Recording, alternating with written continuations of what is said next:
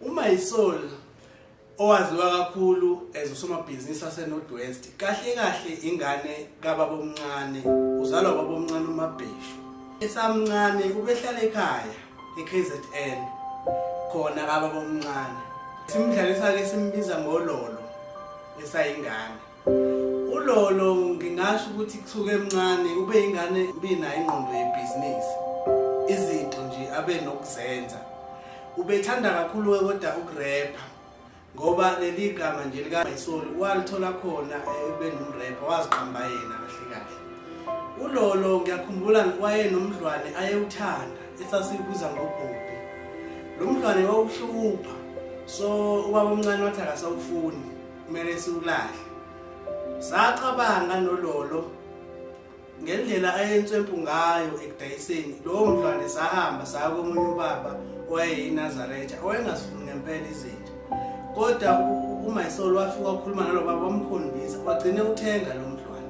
Mina esikoleni ngangidayisa iDickswede, kodwa manje zazingathenga ngoba abafundi babevele bangidelele bathi iDickswede zami zinoka impongo. Kodwa ngelinye ilanga ngazinika yena ulolo.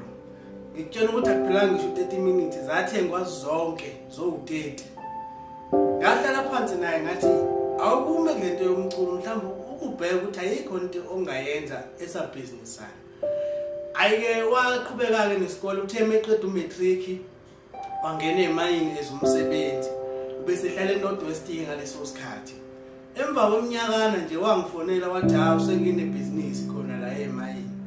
Mina ngazange ungimangaze lo ngangibona vele kuyena ingqondo yebhizinisi. Ngizwileka abantu bemsola ukuthi uJohn noBabalwa angeke sikuphike lokho futhi angeke ngikuvume. Kodwa into engiyaziyo ukuthi ngelinye ilanga sasihamba naye seseSandton eyothenga ama-andegushi.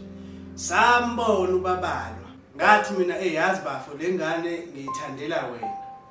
Wasethi yena ayi ngiyayisaba bafo. Ngaya kuBabalwa mina ngambingelela ngexoxana ngase ngicela inamba yakhe ngamtshela ukuthi icela umfowethu.